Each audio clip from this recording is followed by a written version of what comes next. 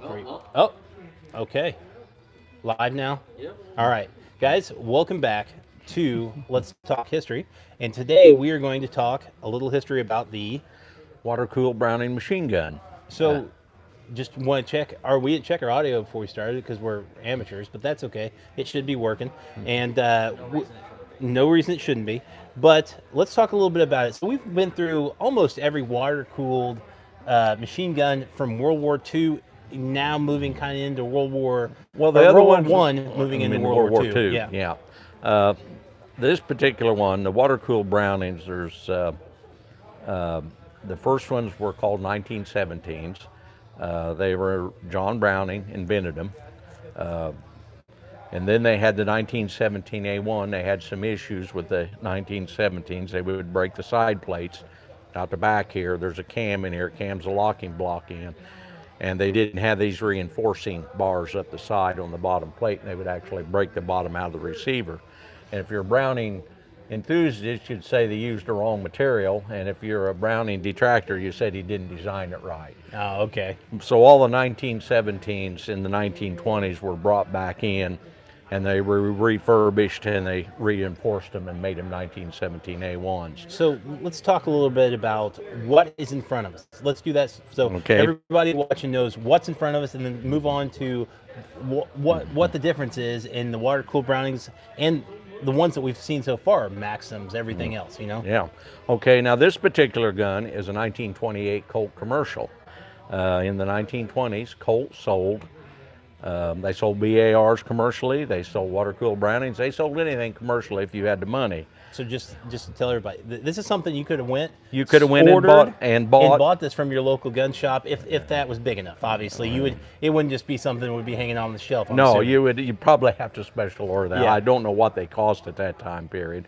One of the interesting facts is Henry Ford bought 20 of these in the 1920s and 30s for the labor strikes at the factory. The labor strife in the factories, and Henry Ford wasn't particularly union friendly, and to intimidate the striking workers, he'd bought 20 of these and set them up around the factory. And look into a little bit of the history of that. That's a cool little piece of history Yeah. in America right there. If you look back on how they took care of that, and like they got bloody. I mean, They it got really bloody. did in Detroit. It got bloody. They took it down on the streets and started thumping really each- thumping yeah. each other. It was crazy. So Yeah. that's something you guys should look up, definitely, if you have the time. But let's get back to guns. And let's get back to the gun. This is actually John Browning's second machine gun. His first machine gun come out in 1895.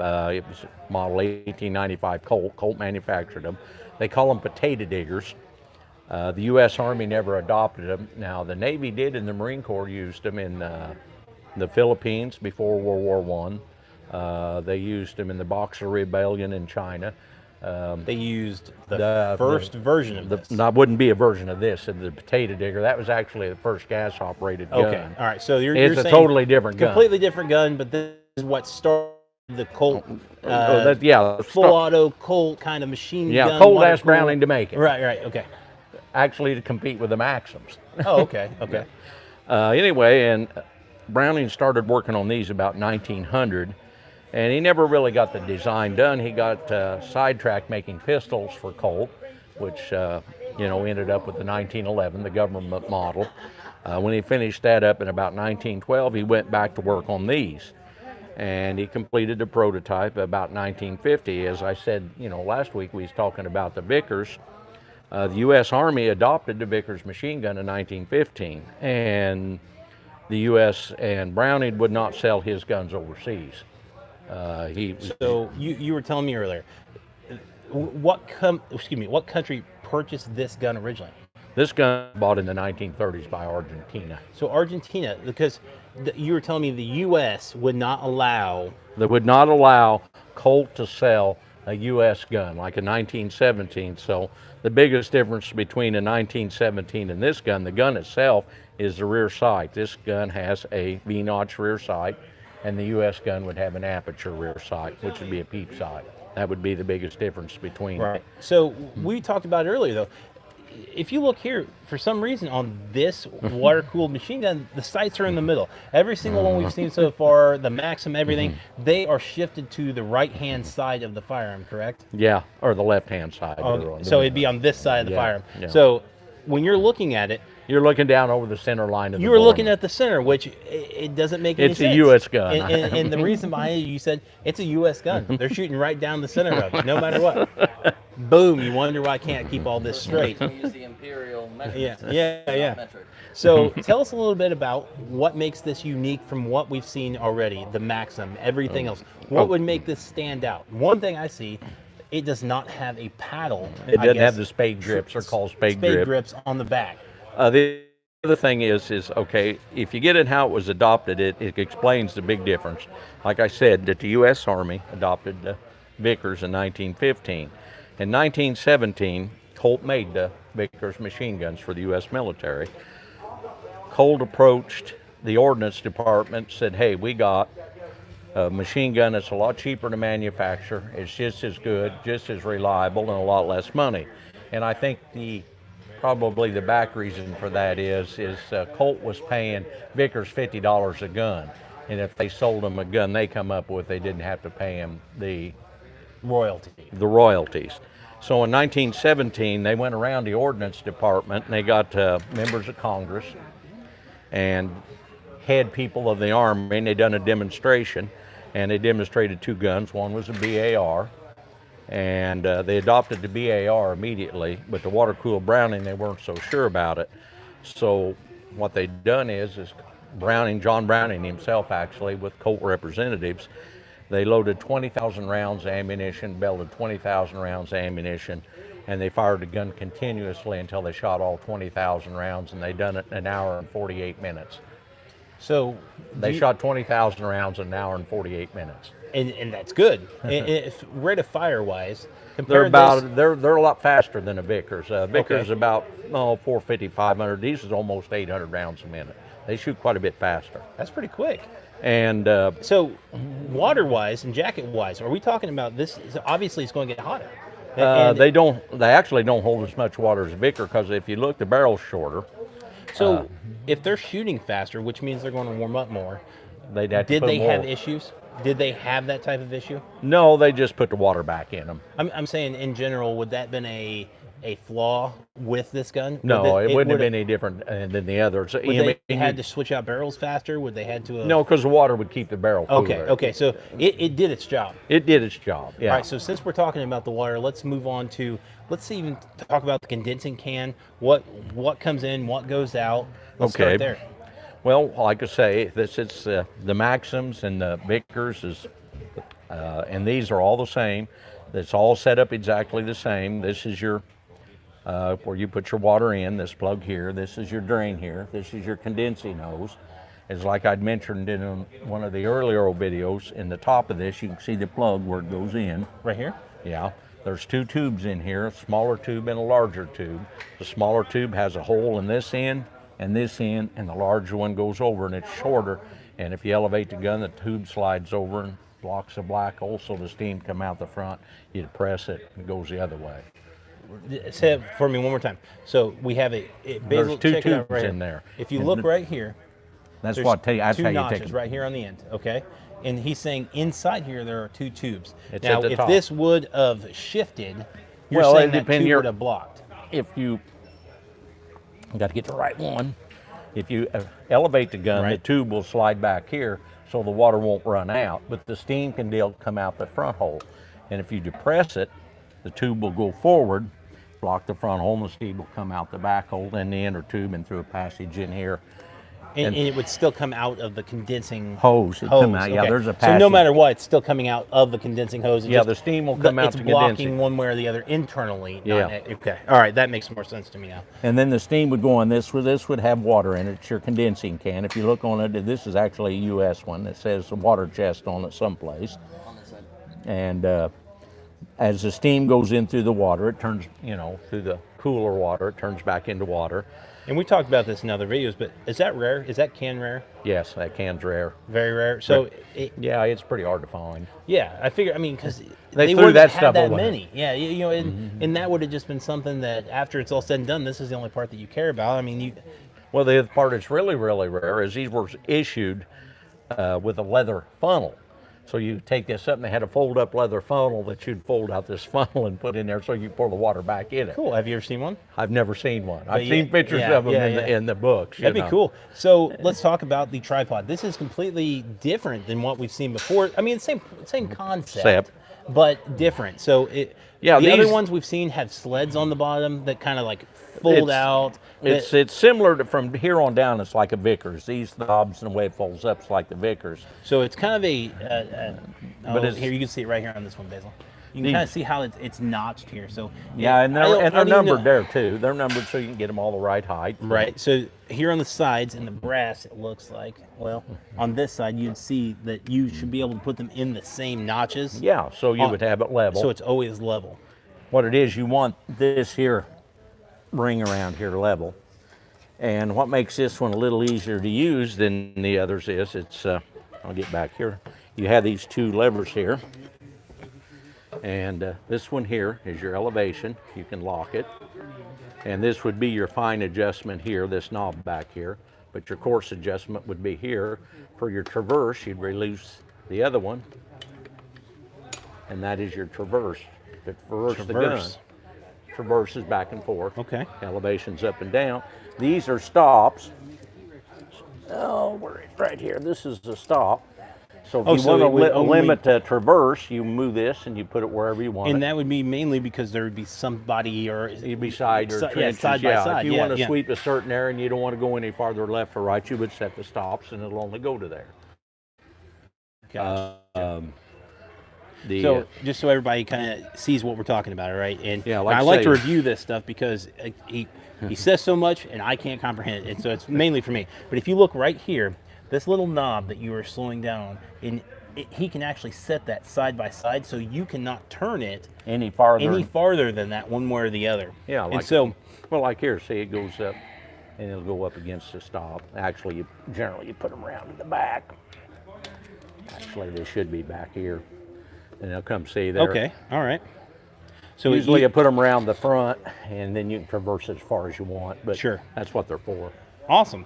So you were telling me that this tripod that you're sitting on is an actual Colt tripod that is stamped on there. It actually says Colt. Yeah, this is not a military tripod. The down here. 1917s It's are a on little that side. different. You come down here, and there's a nomenclature plaque, and it'll say Colt, if you can read it. If someone was to try to find just the tripod by itself, what kind of value would they expect? Actually, the military ones bring a little more money than the Colt commercial, for some reason. Jesus. Probably makes the military ones are rare, or probably more common than the Colts. But you know, people want USGI, and Right. and so What kind of value? If you had to probably, guess. I don't know, $2,000, $2,500. So just for this. Very seldom you see a tripod without the gun. Right. Very seldom. Now, like I said, we was talking about there, if you heard me last week, I said the Vickers was probably the best machine gun ever made, and it depends on how you look at it and how you talk to people. The Vickers was a lot more complicated and cost a whole lot more money to build. They were an expensive gun to produce. Why do you say more complicated? There's a lot Because of more the- parts in them. The internal, like the Internal lock part, or the lock, whatever, and the everything parts else. are a lot more complicated and took a lot more machine, and they are a more complicated gun than the Brownings. And it takes more training to run one and keep it up and running because you got the springs you got to adjust, and there's that kind of thing. The Brownings are simpler, but the Brownings will not run the number of rounds that a Vickers will. Brownings. So, but is that you get what you pay for kind of thing? no, I And wouldn't what say mean by that. is- It's a design difference. And what I mean by that is you're saying this is easier to operate, Easier to take build, apart. easier to everything, but it will not withstand the the amount of rounds that the Vickers could. would, But yes. the Vickers has more parts, Has more- harder to operate, yeah. harder to move around, whatever. They're heavy. But This gun weighs. it holds up. But yeah, these The Vickers these Vickers will run millions of rounds. These will run hundreds of thousands. So if you had to rank the two, you would rank the Vickers over I would rank Browning. the Vickers as a longer life gun than the U.S. gun. Okay. But these are quite a bit easier to field strip, easier to take apart. They're just an easier gun to operate. They're, let's say, if there is such a thing, more user-friendly. Sure. And the belts are simpler. Speaking of user friendly, how would you operate this if you were the guy sitting on top of one of the Henry Ford's plants? How would you have loaded this, got it ready? Okay. Close the bolt. There's two ways to load it. You can start, you can lay the belt in here, and of course it have cartridges in it. And you would lift it up and put this cartridge over the rim. That's the cartridge right here. They'd be two, one up against this, one under that, and you would close the top cover. And you always cock one of these, palm up. You grab, pull back and do that. All right, so we only have to do it once. Well, if you do it that way. All right. If you guys noticed, if you guys noticed on the Vickers and everything else, you I have did to do it that twice. Now, you don't have to open the top cover to load one of these either. You can take this, your starter tab, you can stick it through the feed block, like such, and you pull it up till a cartridge comes in there. It won't go under the rim, but it'll only be one end, then you have to cock it. It would move one and then load one, right? You'd have to pull cock one it through and then load one. Yeah, you'd have to cock it twice. And like I say, is this like I don't want to say like that, but this is closer to like a 249. Similar. Yeah. When I said that Maxim's shuttle system on his original Maxim gun that advanced the belt was used in almost every machine gun. You can see more how it works here than you could in a Maxim. This is all enclosed. Yeah, exactly. This is way easier to tell people about than it is with a Maxim, where everything's kind of that lock goes down and moves up and back and. Yeah, because this is a shuttle. This stud fits in the track in the top of the bolt, and as the bolt moves back and forth, this moves your shuttle back and forth like this. So come in here real quick, Basil. What he's talking about is this stud. This piece right here, this stud on the top. That groove is what he's talking about. That's what fits in that groove, and what that does is that's what feeds that next one. And this will jump up over. That this is a belt holding paw. This is the same thing as in a Maxim. This would hold over the round. And that would go over the round, and when it come back, it would go over it, then it would come back, it would advance it. This would, where the bolt would actually be backwards, farther back. This would pop over the top and catch the rim of the cartridge. I mean, we can kind of get that. So it would be farther back. It would pull it out of the belt. And that would be I would hold it, boom, come back up. What it actually does is you go, and it comes down like this, and it shoves it down, starts it in the chamber. This comes back up, picks up the next round, and there's one in the chamber, and that's over the top. Copy. And so that's what actually holds it in place. Till it goes out. Is this little notch. Yeah. And this is actually the ejector. This ejects the fired case out of the bottom of the bolt. So what would people expect to have this chambered in? In Argentina, what did they have it chambered in? They used it whatever caliber the countries had it in. Argentina used them in 7.65 Argentine Mauser. Where else would you have expected to see this not in the United States? Not on the commercial market? Really, not very, really very because many. it wouldn't make sense. They would have already had other guns. Right, yeah, this is everything else. Yeah, basically Canada used them too. When Canada they replaced when they replaced the Vickers, they went to the air-cooled version of this, which I'll get into. All right, so if I walked into the gun shop though, and I said I want that gun, special order it for me, what would I have had it chambered in? The original caliber had been 30-06. So 30-06. If I was in the United States of America, 1920, walked into my gun shop, it'd have been in special 30. order, order me 30. this, it'd be in 30-06. Okay. Yeah. Now, there's an air-cooled version of this in 1919. You see a lot of them at reenactment. They're semi-auto, but the air-cooled version of it, and they got a a barrel jacket with the little holes in it, and they're So air. same thing we've always talked about. It's the same thing you'd see on the old pictures of airplanes. Those things Yeah. are like Swiss cheese, and they're That's a barrel kind of jacket. a cover that goes over just like this same kind of jacket, but Swiss cheese. And they're air cooled, and from here on back, the guns are identical. All the internal parts will interchange. And, And they called that something different though. it's an 1919 A4. This would be A4. 1917 A1. So it's a 1919 A4. And 1919 A4 1919 A4. is And that the air cooled version of this. 1919 A4 air cooled version. And the tripod's a lot lighter and a lot simpler. And the gun itself's quite a bit lighter. Why Most would of, they have produced it? What would have been the to purpose? make it lighter and a lot more portable. Okay, but for the commercial market. Well, they didn't produce them commercially. Okay, so this would have been the only thing they would have produced. This version, it would have been commercial. Right. It would have been the heavy version, water cooled. That's all you could have gotten. Yeah. They came out later with an air cooled version. Actually, it come out in 1919 for the tanks. but- Okay, so that would have been a military gun. only version. Right, that's military only version. These are the belts. They're a little different than the Vickers belt. These are actually woven, and the cartridges Is it are like a burlap material? canvas. Canvas. Canvas. So it's a thick canvas material, guys. Yeah, and it's actually woven, okay. and the pockets are actually woven into it. There's actually a machine to load these belts. Browning, after I told you they'd done the demonstration that night, one of the congressmen said it was fake, and him and his brother hand-loaded 20,000 rounds in them belts all night long. They come back and done it again the next day, and they fired 20,000 rounds in a minute, or an hour and 46 minutes. Really? The second day. Where would they have had 20,000 rounds sitting around? As well, It was military 30-06. Yeah. You know, would have that- been everywhere at the time. Yeah, you know. But so what else would you like to talk about? We've talked about the commercial version. We've talked about the air cooled version. We've talked about why it's a commercial grade weapon compared to something that you would have seen more of like the Vickers kind of stuff. What else? That's really about it. Now the other thing is the 50 caliber Browning, the M2 Browning. If you see one of these apart and you see a 50 caliber Browning apart, they're the same thing. Really? They're literally the same gun, the same design. When would They're they have just came out scaled. with the 50 caliber version? Actually, the 50 caliber come out in 1919. So it would have been the exact same time as the As air this. cooled version of Right. this. But And the I 50, thought- the original 50 calibers were water. so when would this have came out?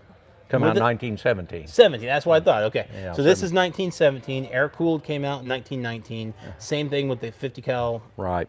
It would have been out in 1919 also. What was so special about 1919? The war was over, and the 50 caliber come out at the behalf of General Pershing. He wanted a gun that would perforate the tanks of the time that the infantrymen could use, so they come up with a 50 caliber machine gun, and that's another story. We can go Sure. into that later. Yeah, yeah. We can do another about that. I'm ready to do that one. All right, guys. If you have any questions, again, One other thing, go ahead one and other- ask, and then we'll get to that while he's talking, and we'll answer some questions hopefully at the end.